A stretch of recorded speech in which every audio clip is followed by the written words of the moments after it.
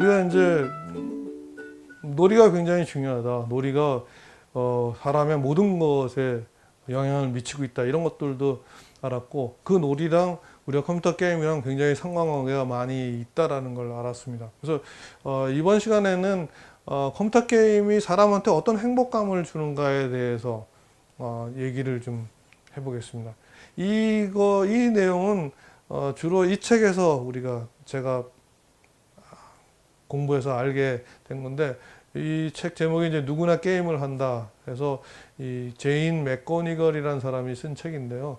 영어 제목은 Reality is Broken이라고 합니다. 그러니까 우리가 현실 사회가 이제는 깨져버렸고, 실제로 우리 21세기에는 거의 우리가 버추얼한 세상이 더 중요한 세상이 되었다. 뭐 이런 뜻의 어떤 제목인 것 같습니다. 그래서 여기서 이제 이 책에서 제일 먼저 예를 드는 거는 굉장히 옛날에도 놀이가 게임이 있었다는 거예요. 그래서 3000년 전에 리디아라는 나라에서 중동 지방에 있는 나라입니다. 거기서 일어난 일을 헤로도투스의 역사라는 책에 나오는데, 그러니까 헤로도투스의 역사라는 책이 세계 최초의 역사책입니다. 근데 그때 예를 들어서 한 3000년, 4000년 이때의 역사들이 많이 쓰여져 있습니다. 그 책에서 먼저 얘기하고 있는 것이 뭐냐면 3000년 전에 리디아라는 왕국에서 일어난 일을 얘기하고 있습니다. 그때 이제 소아시아의 지금의 중동 지방이죠. 거기에 리디아 왕국이라는 나라가 있었는데, 거기에 18년 동안 혹독한 기근이 생겼습니다. 즉 뭐냐면 가뭄이죠. 그래갖고 농산물 먹을 게 사람이 없고 굉장히 귀하고 그랬는데, 그때 그 18년을 어떻게 견뎠냐면 게임에 몰두했다고 그래요. 그래서 밥 먹는 걸 줄이기 위해서 하루는 게임만 하고 하루는 먹고 이렇게 살았다고 그래요. 여러분들이 진짜 하고 싶은 거죠. 하루 종일 게임하라고 그러면. 근데 그렇게 해갖고 그 사람들이 18년을 견뎌낼 수 있었다고 합니다. 근데 그때 생겨난 것들이 이제 주사위 놀이, 그 다음에 공기놀이, 공놀이 이런 것들이 굉장히 그런 다양한 놀이들이 그때 생겼다 그래요. 여기 옆에서 보이는 것처럼 우리는 지금 6개의 면이 있는 주사위를 이용하고 있지만, 그때는 뭐 저렇게 굉장히 다양한 개수의 면, 예를 들어서 32면짜리 주사위도 있고 뭐 그랬다고 그럽니다. 그래서 게임의 어떤 중요한 요소는 크게 4가지 정도 우리가 볼 수 있어요. 그래서 거기에 보면은 먼저 목표가 있다. 그래서 장애물을 극복함으로써, 그 장애물이 있음으로써 우리가 어떻게 되냐면 몰입감이 생깁니다. 그래서 몰입감을 우리가 영어로는, 전문적인 용어로는 플로우라고 하고, 이 플로우에 대해서는 다음 시간에 굉장히 집중적으로 우리가 설명할 것입니다. 그 다음에 게임에는 규칙이 있죠.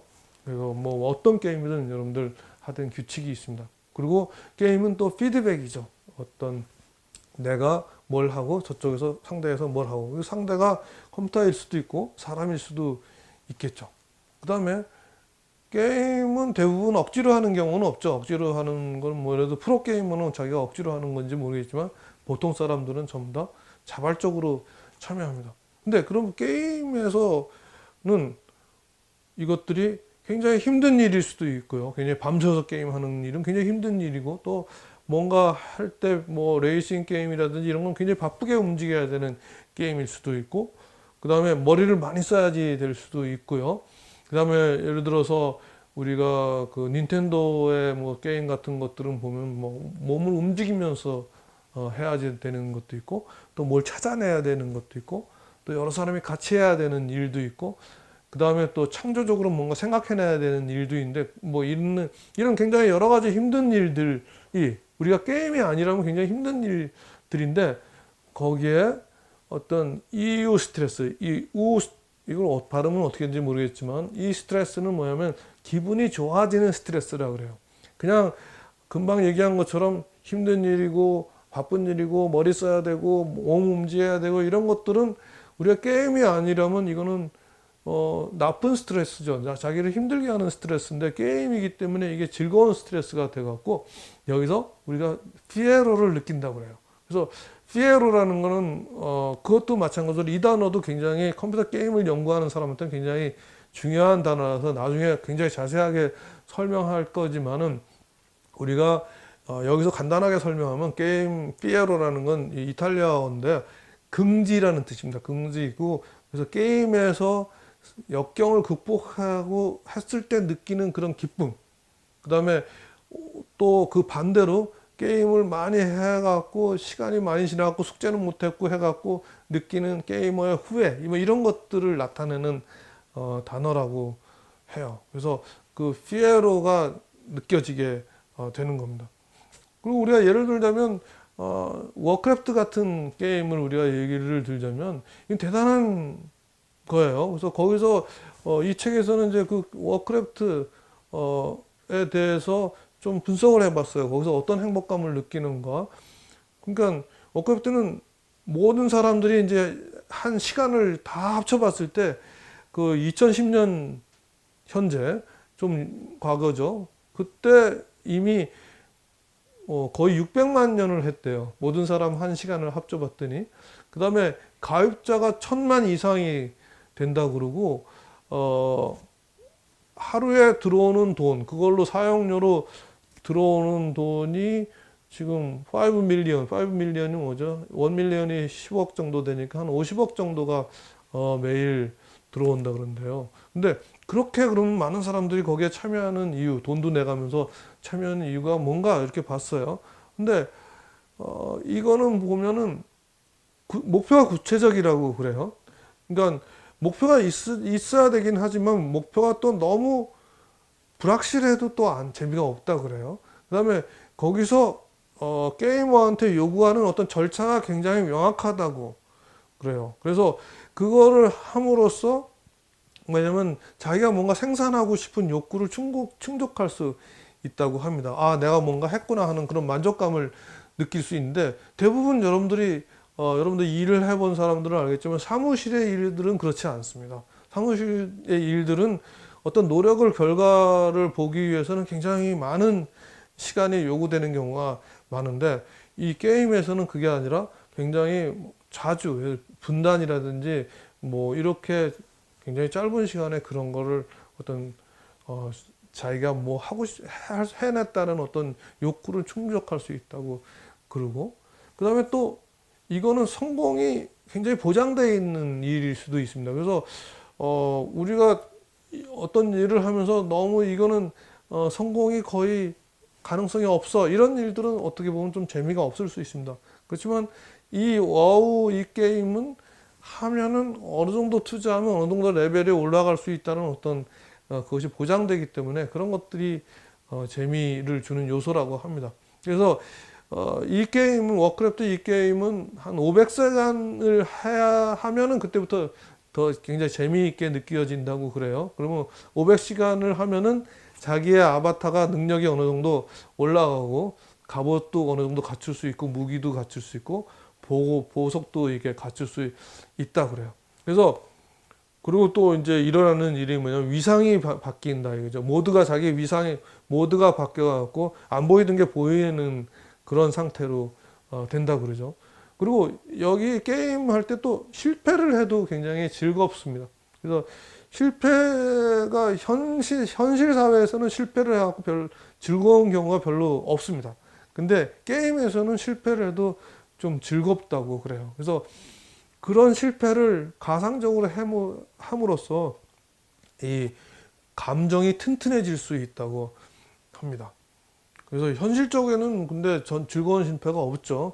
그리고 개인적으로 이거를 계속 함으로써 집중력이나 아니면 사고력이나 아니면 학습 효과가 이렇게 증진된다고 하고요. 또 더군다나 이제 이 게임을 통해서 여러 사람들이랑 유대 관계를 맺으면서 그런 사람들하고 소통하는 능력도 커진다고 합니다. 그래서 사회적인 연결망의 경험을 할 수 있다고 그러죠. 그래서 집단으로 뭔가 개발하는 것, 그러니까 어려운 어떤 일들을 길드, 즉 여러 사람이 우리 협력해서 하는 그런 길드가 수행함으로써 그런 보람을 느낄 수도 있고 내가 나보다 더 큰 무엇에 속하는 것이 사람들이 행복함을 느끼는 하나의 그 원인이 될 수 있다고 합니다. 우리가 혼자 있으면 행복하지, 뭐 혼자 있어서 행복할 때도 있지만 누구랑 같이 있고 싶을 때 그때 게임을 해갖고 그런 행복감을 맛볼 수 있다 그래요.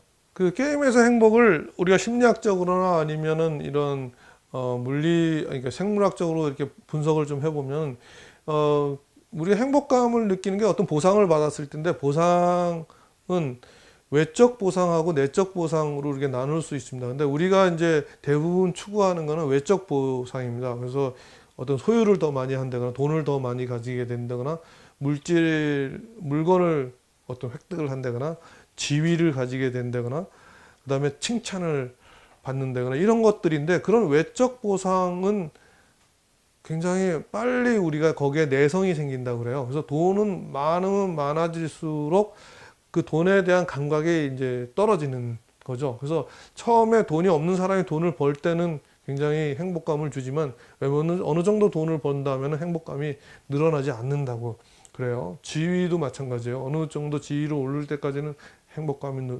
오지만 그 다음은 그렇지 않고, 칭찬도 너무 많이 받아보면은 별로 행복하지 않다 그래요. 근데 게임에서 느끼는 보상은 내적 보상이라고 하는데, 거기에서는 행복이 굉장히 잘 유지된다고 합니다. 그래서 게임 외적 보상하고 내적 보상의 큰 차이는 뭐냐면, 외적 보상은 어떤 목표가 있는 것을 했을 때 보상인 거고, 내적 보상은 별로 활동 자체가 의미가 없는 무의미한 행동에서 느끼는 그런 활동에서 느끼는 행복, 그런 것들을 얘기합니다. 그래서 여기에는 쾌락탄성이 좋다는 건 뭐냐면, 쾌락탄성이 나쁜 거는 뭐냐면, 뭐 똑같은 행복감을 줬을 때 이렇게 행복해졌다가 떨어지고 행복해서 떨어지고 하는 것이, 처음에는 많이 올라갔다가 떨어졌는데 그 다음에는 조금밖에 안 올라가는 거죠. 그 탄성이 점점 줄어들어갖고 그 다음부터는 뭘 하나 안 하나 별로 느낌이 없게 되는 건데, 게임은 그것이 재생이 가능하답니다. 그래서 많이 올라갔다 또 내려오고 또 많이 올라갔다 내려갔다 하는 것이 그 줄어들지 않고 계속 된다 그래서, 그런 거를 우리가 진짜로 사람이 쾌락을 느끼는지 안 느끼는지는 우리가 MRI를 찍어서 우리가 알죠. 그래서 여기 그림에 나온 것처럼 그림에 이런 밝은 부분이 많은 것을 우리가 행복한 상태라고 얘기하는데, 그걸 가지고 우리가 게임을 함으로써 사람들이 느끼는 행복도를 우리가 측정할 수 있습니다. 그래서 그 행복한 걸 느끼는 거는 또 이제 이렇게 사진으로도 나오긴 하지만은 또 몸에서 생기는 물질 갖고도 측정할 수 있어요. 우리가 알기로 도파민이라는 물질하고 에피네프린이라는 물질은 행복했을 때 나오는 그런 물질인데, 그런 물질이 그 피 속에 얼마나 있는가를 측정해 갖고도 우리가 행복감을 알 수 있다고 그래요. 그 다음에 또 게임을 함으로써 느낄 수 있는 행복 중에 굉장히 중요한 것 중에 하나는 유대감입니다. 사람들이랑 어떤, 인간이 뭐 사회적인 동물이라고 하지 않잖아요. 그래서 인간은 혼자 있는 거 말고 다른 사람과 관계를 맺는 게 좋은데, 그런 것들을 우리가 게임을 통해서 많이 할 수 있죠. 그래서 행복은 접속사라고 그러죠. 뭐 명사가 아니고, 예를 들어서 돈 이렇게 명사가 아니고, 행복은 너와 나 이렇게 같이 하는 그런 것입니다. 그래서 어떤 사람이 자기 자신에만 집중하게 되면은 불안한 마음이 생기고 우울한 마음이 생기기 쉽다 그래요. 근데 다른 사람이랑 관계를 가지면 그런 행복한 마음이 생긴다 그러죠. 그래서 행복한 수치심은 여기서 뭐냐면 게임하면서 서로 약을 올리면서도 어떤 행복을 느끼죠. 그래서 뭐 엄마랑 뭐 만나서 엄마 너 머리가 왜 그래? 뭐라든지 이런 식으로 엄마를 약간 디스하면서도 여러분들 행복감을 느끼고, 엄마도 마찬가지로 그 당하면서도 행복감을 느낍니다. 그래서 그런 것들이 지금 서로에 대한 긍정적인 마음을 강화시킬 수 있는 것이 게임을 통해서 할 수 있습니다. 그리고 게임에서 또 어떤 것들이 있냐면 자기가 호의를 베풀었을 때 호의로 돌아오는 것을, 그런 선순환을 느끼는 그런 경우도 있죠. 게임의 어떤, 내가 나를 희생하면서 도움을 줬을 때 저 사람이 또 다시 자기를 희생하면서 나를 도움을 줄 때, 그거는 서로 도움 주고 받고 한 것이 굉장히 뭐 별로 하찮은 일이라도 서로 굉장히 행복감을 줄 수 있는 그런 겁니다. 그 중에서 이제 나쉐라는 말이 있습니다. 나쉐라는 거는 뭐냐면, 내가 다른 사람을 지도했을 때 느끼는, 그리고 지도하고 그 사람이 능력이 올라갔을 때 느끼는 그런 감정을 얘기합니다. 그러니까 게임에서도 보면은 자기의 어떤 길드 내에 있는 사람들을 서로 코치를 해갖고 네가 이런 거를 하면 잘할 수 있어. 그래서 그런 것들을 해갖고 그런 것들이 먹혔을 때 느끼는 행복, 뭐 이런 것들을 그런 행복감의 종류라고 할 수 있죠.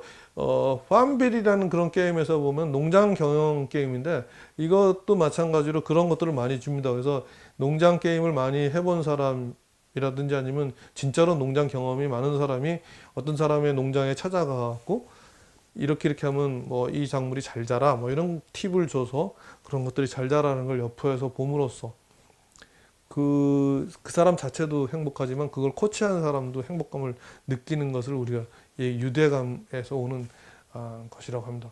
그래서 은근한 사교성이라는 건 뭐냐면 우리가 지금 게임은 은근한 사교성인데 그것은 뭐랑 다른 거냐면 은근한 사교, 뭐 직접적 사교성이라고 칩시다. 그건 사람을 진짜 만나야지만 사교가 되는 것을 우리가 직접적 사교라고 하는데 그런 것들은 힘들지만은 내가 모르게 그냥 게임에 참여하는 걸로만으로도 나는 어디에 속해 있고 사교를 하고 있다라는 느낌을 줄 수도 있겠죠. 그래서 여기서 MMO에서 우리가 MMO는 사실은 멀티플레이어 온라인 게임이기 때문에 여러 사람들이 같이 막 교류하는 거를 기본적으로 생각하지만 그것도 분석해 보면 70%는 혼자 하고 있다고 그래요. 70%, 30% 시간은 다른 사람이랑 교류하지만 70%는 하지만 그 혼자 해 있는 그 상태에서도 자기는 다른 사람이랑 같이 하고 있다는 느낌을 그런 안도감을 갖고 있다고 합니다. 그래서